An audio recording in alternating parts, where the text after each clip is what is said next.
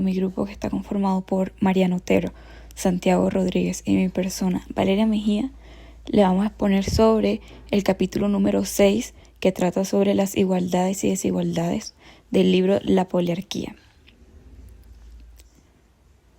Desde la época de Aristóteles y los filósofos presocráticos, los teóricos políticos han argumentado que las desigualdades extremas pueden contribuir a la creación de regímenes hegemónicos. En contraposición, los sistemas más igualitarios requieren una clase media homogénea y preponderante y deben evitar grandes diferencias en estatus, ingresos y riquezas. Sin embargo, en las sociedades industriales avanzadas, a pesar de fomentar desigualdades extremas, las poliarquías representativas, que son regímenes democráticos, han encontrado un entorno favorable para su desarrollo, lo que representa una contradicción con la visión clásica de los filósofos griegos. Esta contradicción ha dado lugar a diversas interpretaciones. Algunos niegan la existencia de las desigualdades, mientras que otros sugieren que los países que se presentan como democráticos son en realidad hegemonías disfrazadas. El texto subraya que las igualdades y desigualdades sociales influyen en la hegemonía o pluralidad política en función de al menos dos variables principales: la distribución del poder político y la creación de resentimiento y frustraciones en la sociedad. El texto analiza cómo la distribución de recursos como renta, riqueza, estatus, educación, ocupación, popularidad y méritos también influyen en la distribución del poder político en la sociedad. Las sociedades asignan estos recursos de manera que quienes las posean tienen mayor capacidad para influir sobre otros. Esta distribución de recursos se convierte en una fuente de poder político. Los individuos o grupos que controlan estos recursos pueden usar su poder para modificar la distribución original de los resortes políticos en sus propios intereses, como por ejemplo controlando impuestos, campañas políticas o condescendiendo de derechos políticos como el sufragio. Las desigualdades extremas en recursos claves como ingresos, riqueza, estatus, educación y poder se traducen en desigualdades políticas. Un país con desigualdades extremas en el acceso a estos recursos tiene grandes probabilidades de ser un régimen hegemónico, donde el poder se concentra en unas pocas manos. En cambio, una distribución más igualitaria de estos recursos tiende a favorecer sistemas más pluralistas como los sistemas democráticos. Además, el texto señala que los resortes políticos son acumulativos. Es decir, si un individuo tiene más poder político en un área, como en la riqueza, es probable que también tenga más poder en otras áreas, como en educación o estatus. Se contrastan dos tipos de sociedades: la sociedad agraria tradicional, que presenta desigualdades extremas en la distribución de recursos y poder, y la sociedad de colonos libres, que tiene una mayor igualdad en la distribución de recursos y, por lo tanto, en el ejercicio del poder. La igualdad política obtenida a través del sufragio y los partidos políticos pueden contrarrestar algunos de los efectos negativos de las desigualdades económicas y sociales. Los líderes populares pueden usar el poder del Estado para reducir las desigualdades y su impacto en la vida política. El texto mencionado también el estudio de Rosset de 1960, que analiza la relación entre la distribución de recursos y la igualdad política en 47 países.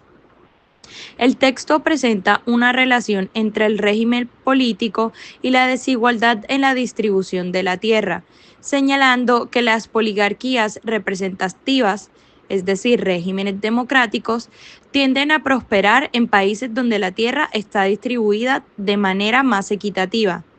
En cambio, los países con gran desigualdad en la distribución de la tierra tienen menos probabilidad de ser oligarquías.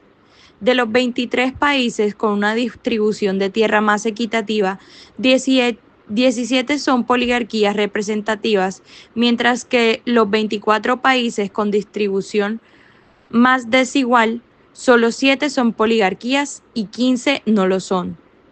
El texto también destaca que las oligarquías suelen estar más desarrolladas económicamente y dedican menos recursos humanos a la agricultura, lo que hace que las desigualdades en la distribución de la tierra tengan menos impacto en la vida política. En los países con una mayor igualdad en la distribución de la tierra, este factor es menos relevante para la política. Sin embargo, en los países con mayores desigualdades en la distribución de la tierra y una fuerza laboral agrícola significativa, las desigualdades en la posesión de tierra afectan profundamente la política, reforzando las homogéneas, es decir, regímenes autoritarios.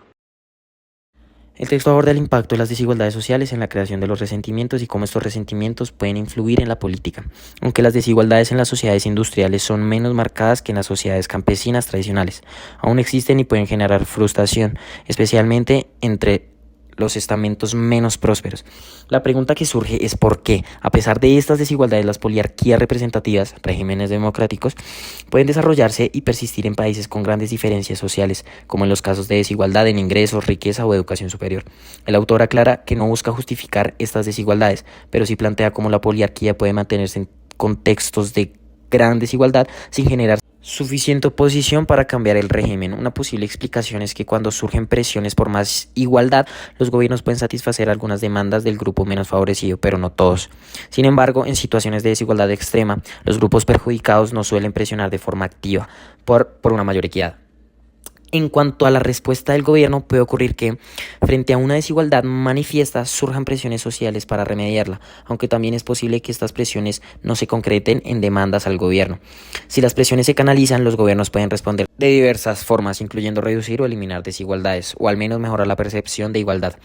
En algunos casos, incluso errores del gobierno en cuanto a la reducción de desigualdades pueden ser aceptados por el grupo afectado, siempre que perciban que el gobierno está intentando corregir la situación.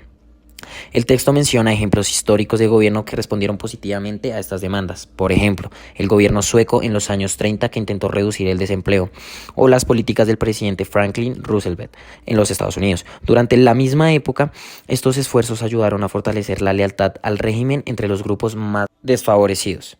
Finalmente se señala que muchos países europeos y anglosajones con poliarquías representativas han respondido a las demandas de igualdad a lo largo del siglo XX, primero ampliando los derechos civiles a los grupos excluidos y luego satisfaciendo las demandas de derechos sociales, como la seguridad social y la educación, lo cual contribuyó a la adhesión de los grupos marginados, especialmente los obreros.